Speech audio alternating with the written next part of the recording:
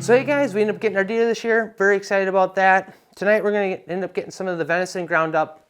We like a lot of our ground meats. We find like it's a very versatile food source. We can use it in a lot of different things. I don't know if it's just a Midwest thing, but we do a lot of hot dishes. We can use it in things like tacos, make burgers, meatloafs, spaghetti sauces, whatever, you name it. It's just very flexible. So tonight I want to talk about some different methods of doing ground venison. Not everyone's got a meat grinder, so we'll talk about a couple other options out there. I wanted to share a few little tips and tricks and give you a little meat grinding venison 101 here on how we do things. So where a lot of these cuts are coming from, pretty much a lot of end cuts off of all different areas. Cutting a lot of our steaks up, end cuts off of that, we'll throw some of those into a pile. The neck meat's another great area to get a lot of sausage and burger out of. The rib cage area is probably not the most ideal. You can definitely get it out of there, but you just spend so much time trimming a lot of the fat out of there. That stuff's probably a little bit better for just time saving wise to set that aside and do that in a slow cooker or crock pot or something where the fat can separate from the meat, and then you end up with a great tasting meat without a lot of the labor of skinning a lot of the fat off. So we've always processed all our own wild game meat ourselves, mostly because of cost. But one thing has really become apparent to us as time has gone on, trading meats with friends and family and stuff, we'll get some game meat from someone else, and a lot of people take their stuff in to get trimmed. And one thing we've definitely noticed is we tend not to get that sort of that off flavor wild game taste in a lot of our meat. And I think a lot of that comes down to just taking the extra time to get the job done at the highest quality it can. Think about going to a processing place right now in the month of November. If you had some hogs or some cattle, they're going to turn you away because it's deer season. Everyone's trying to get their deer in, and they are on a tight schedule trying to get stuff turned around, and they tend to cut corners or not do things as thoroughly as you would at home. So getting a lot of the fat trimmed off deer fat is not a very good tasting fat at all. That's where all that wild off flavor tends to get held, and it does intensify in the freezer. So taking the time to get that trimmed off, and then taking the time to get what they call silver scans. It's a real fine layer on your meat. Tends to be a lot of times in the leg meat, and just using a fillet knife and trimming that off, because that can add a very rubbery type texture to the meat. So venison is a very lean meat. When the doctor says no red meat, venison doesn't really quite fall in this category. So you can grind it up, adding no fat at all, but by adding fat, it really helps the meat stick together a little bit better, helps form patties a little bit nicer, and also adds some additional flavors to the meat. So for the fat we're going to use, basically some back fat trimmings that I took off the pigs that we processed this year. We usually save a lot of stuff to render down lard, and with always the hopes of getting a deer, so we'll be using that. If you don't have access to your own pork fat, what you can do is run down to a butcher shop, the grocery store, whatever. A lot of times they'll sell it at a relatively cheap price. We did notice it in the store, I would say local, the closest store to us, but it was not in the area you would think. For some reason I would think it would be in the refrigerated area, but it was actually on the shelf where they keep the Crisco. Another option too, this is something we've done a couple times in years past, is what they sell these bacon end packs. Basically they smoke and slice up bacon, and there's fatty parts that they trim off and throw on a pack at a discounted price. And we've used that, and it does change the profile of the meat, but it's actually kind of nice, especially if you don't get too overbearing with it. And it works out kind of nice, especially if you're serving this up to someone that's a little timid of wild game meat. It helps disguise any flavor, put a little bit of a taste that they might be familiar with, a little bit of a bacon flavor. Who doesn't like bacon, right? If you're someone that doesn't consume any pork, maybe for a religious reason or something, this is something we haven't tried ourselves, but I've heard of people using beef fat. Now for the quantity or the mix ratio, we usually shoot for around a 10, 15, 20% mix ratio. So about 1.6 ounces per 1 pound of venison. I've heard people do even a 50-50 mix, and I know other people are very tight on the restrictions of their diet, and some people don't add any at all. So it really is up to you and what makes sense, but for us, we tend to shoot around the 10 to 20%. So when working with some of these things, you want to keep things really nice and cold. Keep your meat cold. It's just safer to work with it that way, as well as it just runs through the processor a whole lot better.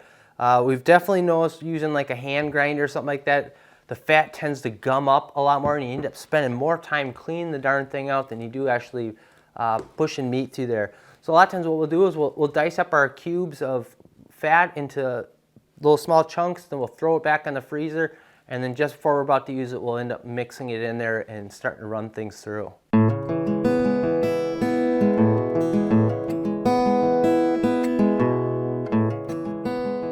So these hand grinders, they can be a little frustrating at times.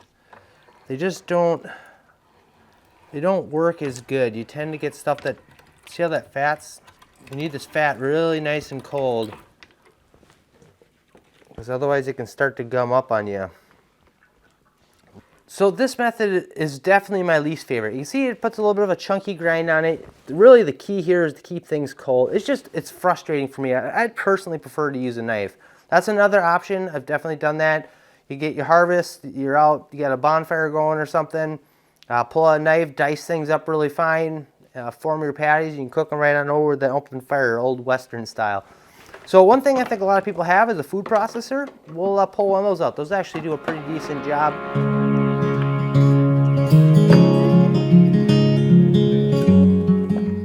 So I'm gonna run this food processor just on like a little pulsate action maybe. So you can see it's a little chunky, the chunks of fat. I could probably run this a little bit longer, but I just wanted to give you guys an idea. This is, I mean, obviously this is way faster than doing the hand crank. This is definitely different than doing a blender. Blender's more meant for liquid, but a food processor's meant for chunking stuff up there, you know, the serrated blades and everything. So just wanted to sort of demonstrate this. This is another good option. And then you kind of tweak it down to the type of grind, but you can see like the actual meat itself is a little mushy. Just need to get the chunks of fat ground up just a touch more. So I know a lot of you guys have asked about this meat grinder. This is one by Cabela's. It's a 1 horsepower. It's actually a model 22. I believe they have quite a bit newer models now. This is about an 11-year-old machine.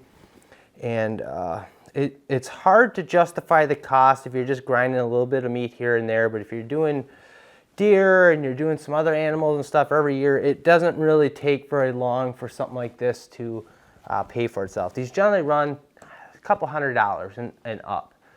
But these are commercial grade, and I recommend spending the money to buy a good one right off the bat. We've bought some equipment. We bought a slicer once, and it actually failed. And the reason it failed, it had a little plastic gear in there. It was just horrible design.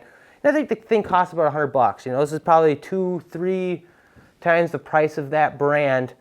But, I mean, just it's just built to last. Like I said, I mean, this is 11 years old and the thing still works just like the day it, you know, was purchased. So for plates, we end up using just a bigger plate. You know, if we want to get a little bit of a finer grind or something, we can do that. The other nice part about these is you can do attachments on them. So we do a lot of our meat into poly bags. I'm going to set up that attachment so we can just put it right into the bag without having to do it in a bowl.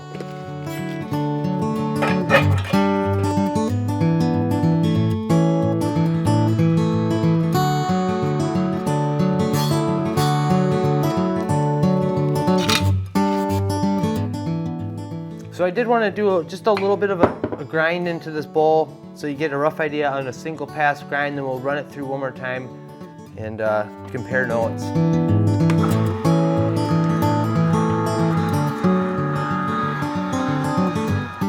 So you can see this is a single pass. We're going to run this through just one more time. So I think some of the big takeaways here is work with your stuff cold. If you can, you know, grab your meat, your fat, your grinder parts, throw it in the freezer, let things chill down quite a bit, and then of course bring in the right tool of the job. Food processor is probably not the most ideal thing out there, but it does get the job done. And it's a tool I think a lot of people have. It's very versatile. We use ours quite a bit at the end of garden harvest season, making salsas and help us get, you know, through things rather quickly. But that meat grinder, I mean, this is what it's built for. You know, there's sausage attachments. We probably spend more time setting the thing up and tearing it down than it does actually to run stuff through. Really, to me, I think it's well worth it. So anyways, I was thinking about sharing some recipes, incorporating a little bit of venison stuff. My wife makes this fantastic wild rice hot dish meal. And we substitute the meat out quite a bit, but it's my absolute favorite when we use venison meat. I was curious if you guys had any interest in that. And I was also thinking about doing some jerky videos of some sort. So if so, let me know in the comments below. If not, we can find some other projects to work on. So hope you guys enjoyed the video, and we'll see you on the next one. Thanks for watching.